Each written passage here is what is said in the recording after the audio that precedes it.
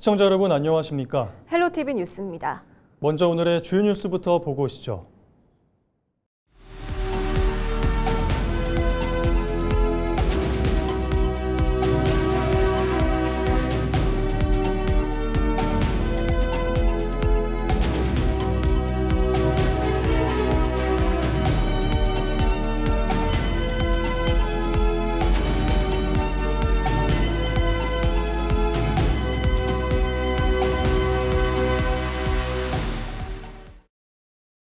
정부가 제5차 국가철도망 구축 계획을 올 하반기에 발표할 것으로 예상되는 가운데 인천시가 GTX D 노선과 대장 홍대선 연장 사업이 반영될 수 있도록 하겠다는 의지를 밝혔습니다. 하지만 대체 매립지 선정과 공공소각장 확충 문제는 당분간 어려울 것으로 전망됩니다. 송효창 기자의 보도입니다. 박찬대 인천시장의 공약 중 하나인 GTX D 노선과 대장 홍대선 청라 계양 연장, 부족한 인천 서북부 광역교통망 확충과 인천국제공항 접근성 향상이 핵심입니다. 이를 위해 박 시장은 최근 해당 내용을 제5차 국가철도망 구축 계획에 반영해달라며 국토교통부에 건의했다고 밝혔습니다. 5차 국가철도망 계획 같은 거 지나가 버리면 못하지 않습니까? 그래서 저는 이번에 국가철도망 여기에 반드시 그 시작이 될 수 있는 GTX D Y자 노선, 그다음에 대장 홍대선, 계양 청라 연장, 이 두 가지만큼은 무조건 집어넣고 나머지 부분들도 같이 노력하겠다. 국가철도망 구축 계획은 정부가 10년 단위로 수립하는 철도 분야 최상위 법정 계획입니다. 국가철도망 구축 계획에 반영돼야 재정을 투입해 사전 타당성 조사와 예비 타당성 조사, 기본 및 실시 설계 등을 거쳐 철도 건설 사업을 추진할 수 있습니다. 인천시가 건의한 사업들의 제5차 계획 반영이 불발되면 사업 자체를 추진할 수 없기 때문에 시 입장에서는 우선 사업으로 적극 추진하겠다는 계획입니다. 이외에도 서울 지하철 7호선 청라 연장과 인천 이음 등 우선순위에 있는 사업에 대해서는 적극 검토해 빠른 시행에 나설 계획입니다. 다만 박 시장은 수도권 매립지 직매립 금지 이후 대체 매립지 선정과 공공소각장 건립에 대해서는 신중한 입장을 보였습니다. 현재 시는 직매립 금지 이후 예외 규정으로 인해 수도권 매립지 내에 연간 16만 톤가량의 직매립이 이루어지고 있고 대부분이 서울시의 쓰레기라며 예외적 직매립부터 줄여야 한다는 입장입니다. 또한 공공소각장 건립에 대해서는 주민 수용성을 전제로 처음부터 지역과 소통하며 준비하겠다고 전했습니다. 다만 대체 매립지의 경우에는 지원 대상자와 해당 지역 지자체 간 소통 부재와 다양한 이슈 등으로 당장의 선정은 힘들 것으로 보고 있습니다. 지금 대체 매립지는 2군데 정도가 지금 응모를 한 것 같아요. 실현 가능성은 장담하기는 좀 어려운 것 같습니다. 아마 토지 소유주가 이것을 대체 매립지로 매각하고 사실은 판매할 목적이 아닌가 싶은데 이 부분과 관련해서는 사실은 주변의 커뮤니티라든가 아니면 지방정부하고 충분한 협의가 이루어지지는 않은 것 같아요. 박 시장은 또 대체 매립지 확보와 관련해 수도권 4자 합의의 독소 조항과 서울시, 경기도 등 이해관계 차이로 사업 지연 가능성이 있는 만큼 대응 방안도 마련 중이라고 전했습니다. 올 하반기 철도망 구축 계획 반영 여부와 함께 앞으로 인천시가 소각장과 대체 매립지 이슈를 어떻게 해결할지 관심이 모아지고 있습니다. 헬로티비 뉴스 송효창입니다. 한편 이날 박찬대 인천시장은 인천이음의 지속 운영 방안을 고민 중이라고 강조했습니다. 인천시는 지난 10일 긴급 기자회견을 열고 재정 상황으로 인천이음 캐시백 지급을 중단한다고 밝힌 바가 있습니다. 박 시장은 캐시백 20% 확대 등의 영향으로 매출이 늘면서 올해 1년치 인천이음 예산이 모두 소진된 상황이라며 2차 추경을 통해 캐시백을 재개하는 방안을 논의 중이라고 설명했습니다. 이어 재정개혁 예산 TF를 통해 현 재정 상황을 분석하고 향후 4년을 어떻게 운영할지 원칙을 정할 것이라며 인천 이음을 지속 운영할 수 있는 방안을 찾기 위해 노력하겠다고 덧붙였습니다. 추경을 통해서 이음카드 예산을 추가적으로 확보를 해야 되거든요. 근데 거기에 아까 말씀드렸듯이 6,441억 원의 필수 경비 예산이 지금 펑크나 있는 상황이고 가장 중요한 것은 이음카드 재설계라고 생각이 됩니다. 지속 가능한 시정을 하기 위해서 어떻게 설계할 것인가, 이 부분을 좀 집중적으로 해야 될 것 같고요. 일단 한 달 정도 재정 예산 점검 TF를 하고 나면 결과를 좀 낼 수 있지 않을까. 계양구의회 사무국장 폭행 혐의를 받고 있는 국민의힘 소속 여재만 구의원이 검찰에 송치됐습니다. 인천 계양경찰서는 15일 장애인 복지법 위반 혐의로 계양구의회 여의원을 불구속 송치했다고 밝혔습니다. 여의원은 지난 2일 강화군에서 있었던 구의회 워크숍 뒤풀이에서 구의회 사무국장 B씨와 언쟁하다 폭행한 혐의를 받고 있습니다. B씨는 안경이 파손되고 얼굴 부위를 다쳐 전치 2주 진단을 받고 지난 7일 상해 혐의로 여의원을 고소했습니다. B씨는 13일 입장문을 통해 여의원의 즉각적인 사퇴와 공개 사과를 요구했고 인천계양평화복지연대도 여의원의 자진 사퇴와 법적 심판을 촉구하며 1인 시위를 진행하고 있습니다. 계양구의회는 오는 21일 윤리특별위원회를 열어 여의원의 징계 여부를 결정할 계획입니다. 부평구가 1113 공병단 이전 부지 개발 사업을 추진 중이죠. 이 지역의 핵심 과제 중 하나인데요. 이 사업 시행자가 오는 9월 중 도시개발구역 지정을 제안할 것으로 예상됩니다. 구는 계획대로 절차가 진행된다면 오는 2028년 사업에 착공할 수 있을 것이라고 전망했습니다. 이재필 기자가 보도합니다. 부평구 청천동에 자리한 제1113 공병단 이전 부지입니다. 전체 면적은 약 6만 7천 제곱미터, 7호선 상공역과 맞닿은 교통 요지입니다. 이곳에는 복합 쇼핑시설과 문화전시시설, 의료시설, 그리고 주거시설 등이 조성될 예정입니다. 조성 사업을 위한 예비 우선 시행자는 리뉴메디시티 부평, 교보증권 등이 참여하는 컨소시엄으로 지난 2024년 부평구와 사업을 위한 협약도 체결했습니다. 예비 우선 시행자는 사업을 위해 오는 9월쯤 인천시에 도시개발구역 지정 제안을 할 것으로 전해졌습니다. SPC 구성을 해서 만약에 도시개발구역하고 개발계획 수립을 위해 제안을 하게 되면 9월 정도에 그러면 이제 시에서 도시개발구역 지정을 위해서 관련 부서 협의를 거친 다음에 아마 사업 시행자 지정까지 될 겁니다. 예상대로 도시개발구역 지정 제안이 이루어진다면 도시개발구역 지정과 개발계획 수립 등의 절차를 거쳐 오는 2028년에는 착공, 2030년에는 사업을 마무리할 수 있을 것이라고 구는 예상했습니다. 하지만 부동산 시장 변화와 토지 매입, 주민 의견 수렴 등 변수도 존재하는 만큼 구는 사업이 원활히 추진될 수 있도록 행정력을 집중한다는 입장입니다. 헬로티비 뉴스 이재필입니다. 제10대 의정부 시의회가 개원식을 열고 새로운 4년의 의정활동을 시작했습니다.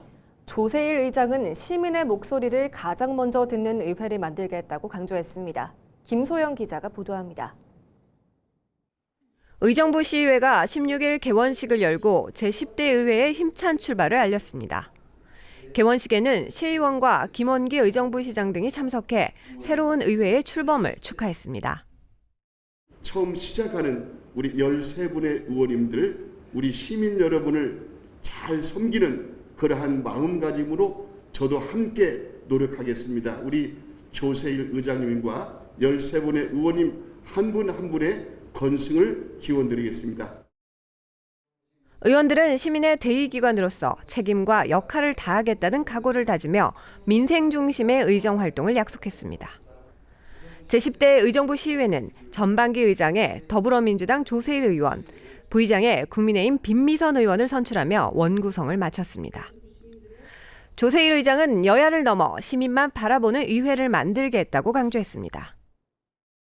저는 일하는 의회를 좀 만들고 싶습니다. 공부하는 의회, 일하는 의회, 그리고 젊은 의회를 좀 만들어서 의원님들 자체적으로 공부도 할 수 있고 저희가 의회에서 좀 지원할 수 있는 이런 방안을 좀 만들어서 있고 집행부도 공부하고 같이 협치해서 우리가 나아가는 방향으로 이제 가려고 노력하고 있습니다.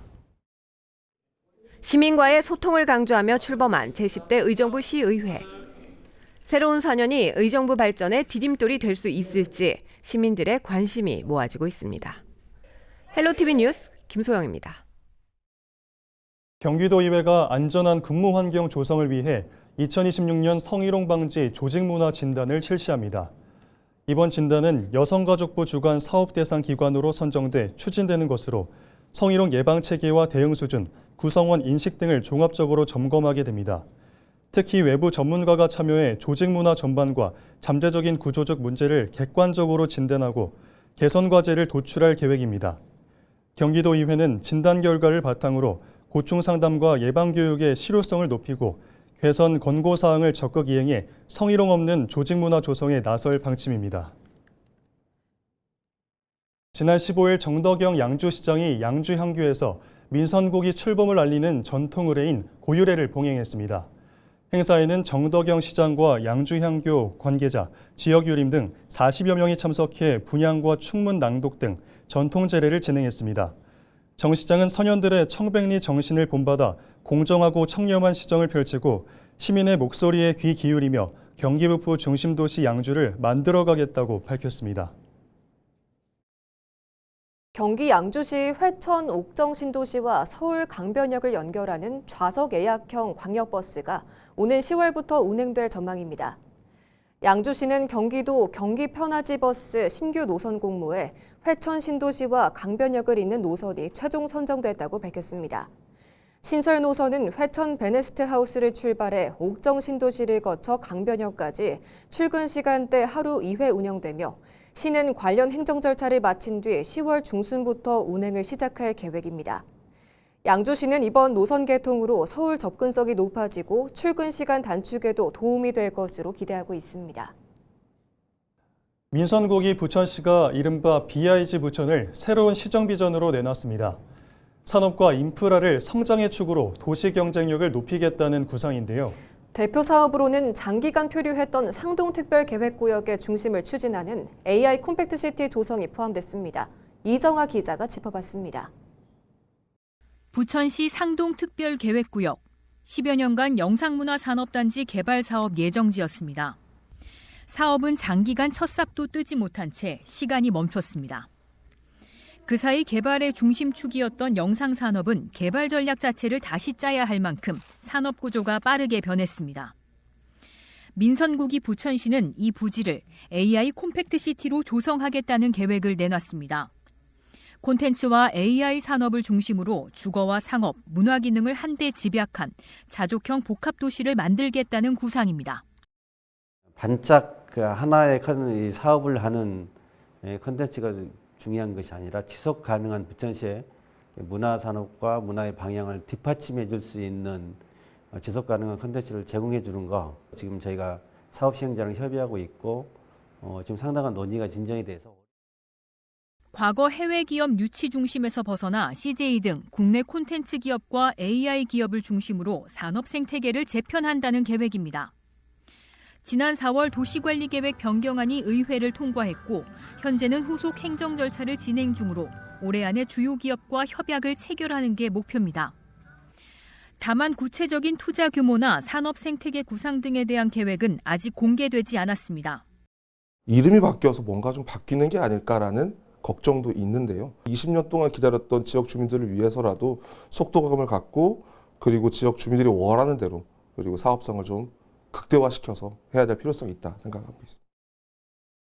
부천 상동을 중심으로 한 개발 사업이 이번에는 계획을 넘어 실제 투자와 착공, 기업 유치까지 이어질 수 있을지가 사업의 성패를 가를 전망입니다. 헬로티비 뉴스 이정아입니다.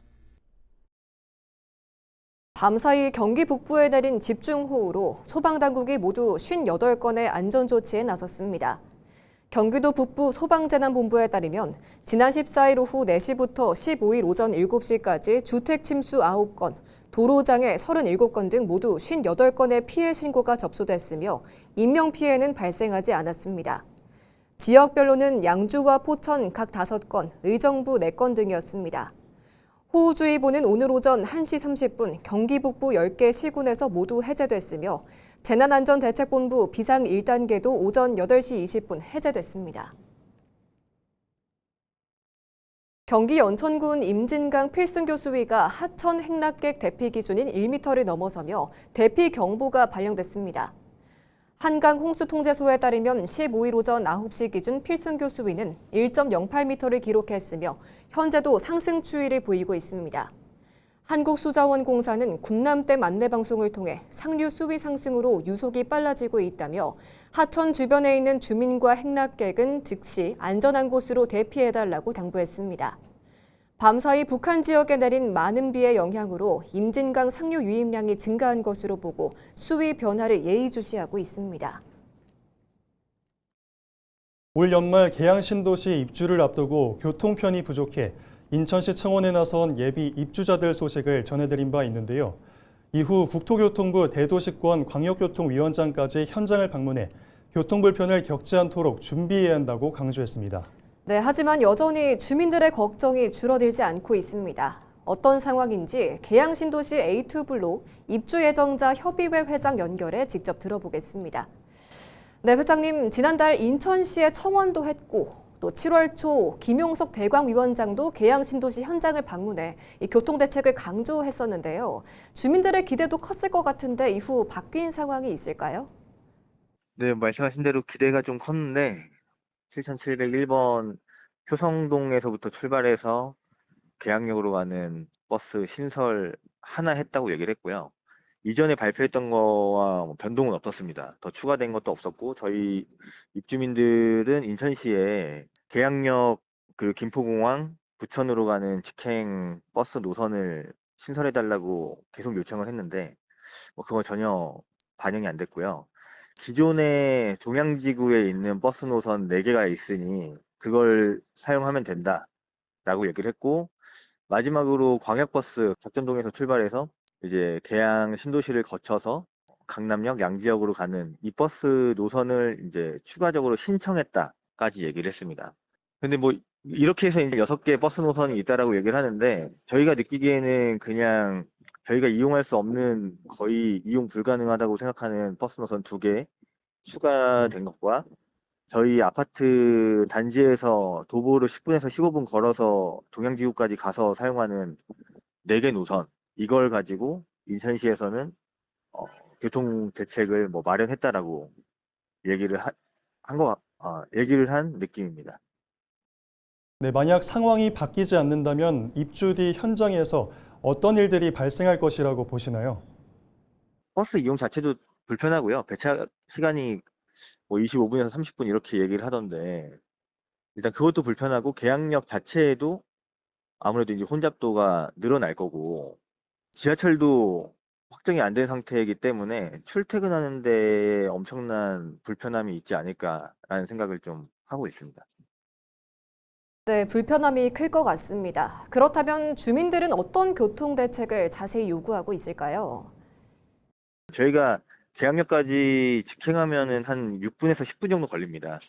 그 직행할 수 있는 버스 노선을 하나 좀 추가해달라고 얘기를 드렸고 김포공항으로 가는데도 김포공항도 15분 정도 걸리거든요.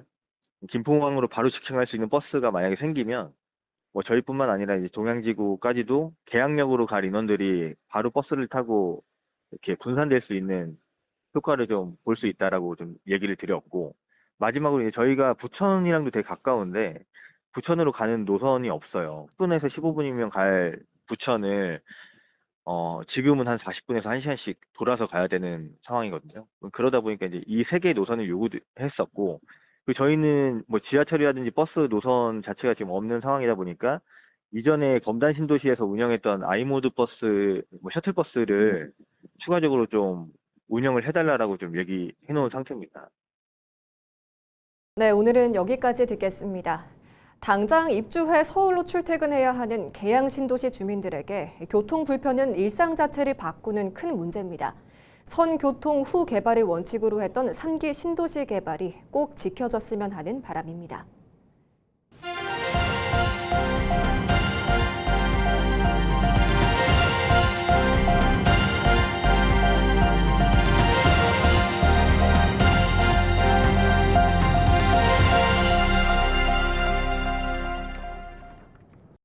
이상으로 뉴스를 마칩니다. 시청해주신 여러분 고맙습니다.